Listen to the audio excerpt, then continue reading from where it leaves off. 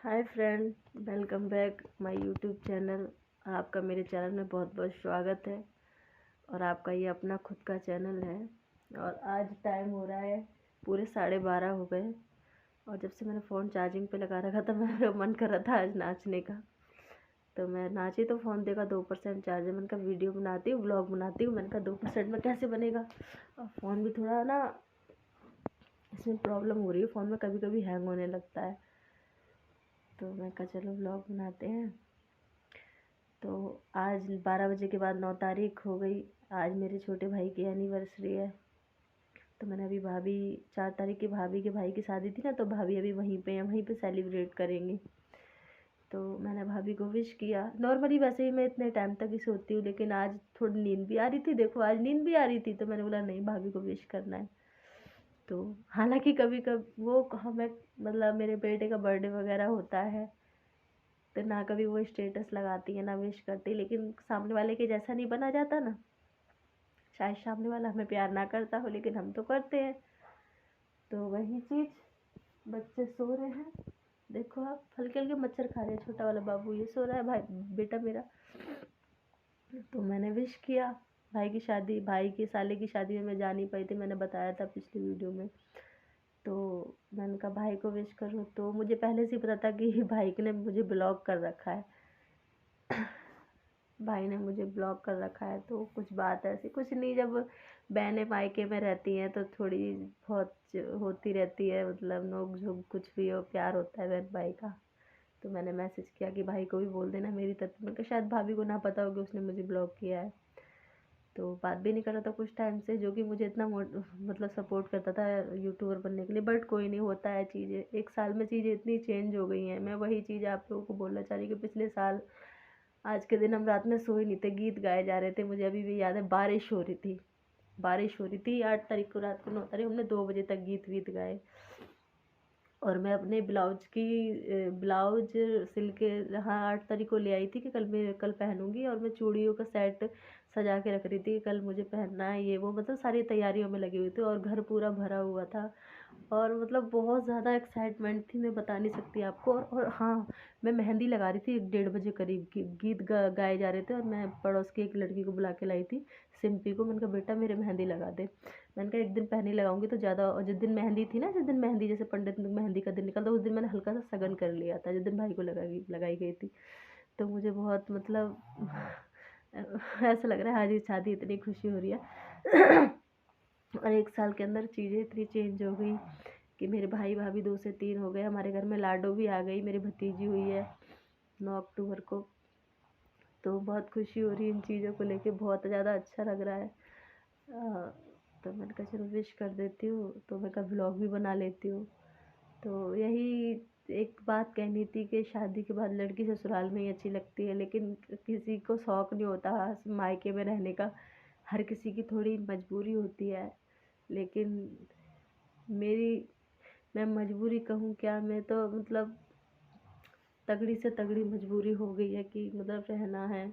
Option नहीं है मेरे पास कि मैं मतलब अलग रहूँ। पहले मैं रेंट पे अलग रहती थी, लेकिन मेरे हस्बैंड नहीं है साथ में, तो फिर बच्चे छोटे छोटे हैं, तो फिर रहना पड़ता है यहाँ पे, इसलिए। बट कोई नहीं, चलता रहता है। वैसे मेरे पापा बहुत अच्छे हैं। मेरे पापा ने लोगों के लिए, समाज के लिए लड़की हो, लेकिन मेरे पापा ने मुझे बेटे का दर्जा दिया है हर चीज़ में।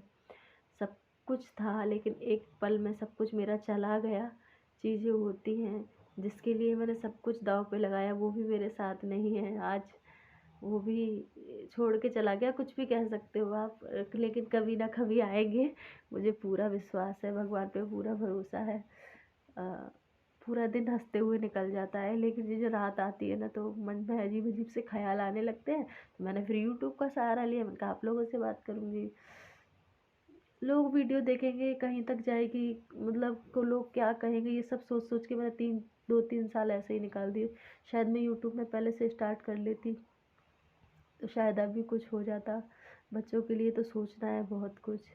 और एक दिन देखना सब कुछ अच्छा होगा। हम सब चारों लोग, मतलब मेरे दोनों बच्चे, मैं और मेरे हस्बैंड, हम सब लोग साथ में रहेंगे, सब कुछ अच्छा होगा। वो मेरे हस्बैंड की फ़ोटो मैं ज़्यादातर ऐसे ही बनाती हूँ वीडियो। यही एक फ़ोटो मैंने इतने टाइम में यही एक फ़ोटो मतलब बड़ी करवा पाई थी। तो मैं कह रही टाइम ना बड़ी जल्दी निकल जाता है, बहुत जल्दी टाइम निकल जाता है, टाइम का बिल्कुल भी पता नहीं लगता है।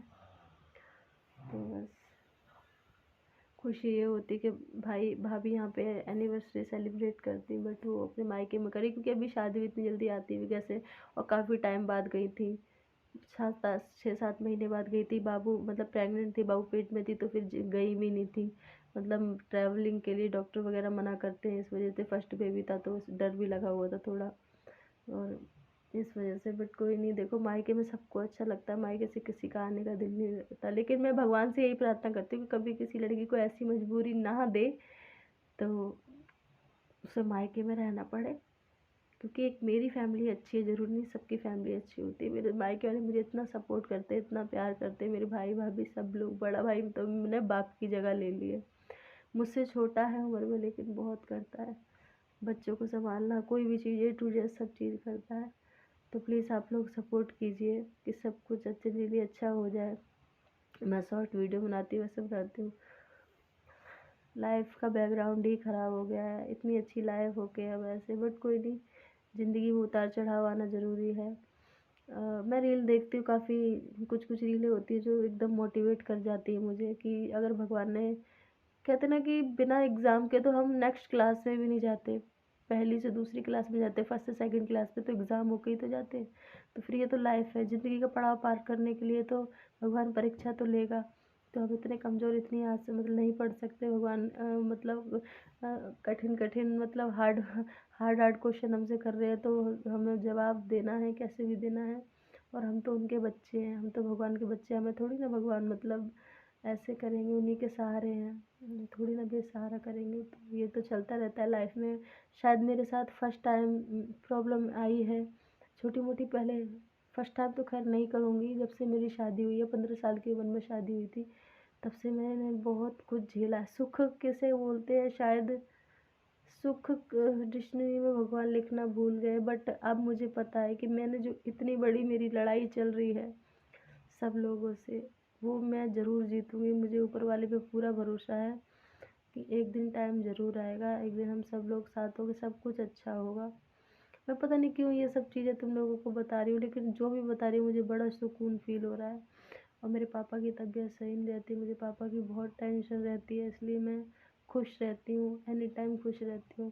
और खुश रहना भी चाहिए, प्रॉब्लम आने पर रोती तो दुनिया है, मतलब जज्बा तो जब है जब हंस के काटो, है ना। तो बस यही है, प्लीज़ मुझे सपोर्ट कीजिए, मेरे चैनल को सब्सक्राइब कीजिए। मैं लेटी हुई अभी यही सोच रही थी कि देखो टाइम, अगले साल में लाडो 1 साल की हो जाएगी, ऐसे ऐसे टाइम बीत जाएगा। हमारी भी शादी हुई थी, ये वो, मैं क्या बताऊँ। और पिछली बार भी एनिवर्सरी पे बिना हस्बैंड के मनाई थी। मुझे नहीं लगता 24 फरवरी को मेरी एनिवर्सरी आती है, और 13 साल हो जाएंगे 24 फरवरी को। इस बार देखो क्या होता है, कोई नहीं, तो देखते हैं। तो इसी के साथ वीडियो बड़ी हो जाएगी, और मेरे चैनल को सब्सक्राइब करना, मुझे सपोर्ट करना। आपकी प्यारी प्रियंका लेती हूँ आपसे विदा। जय श्री राम।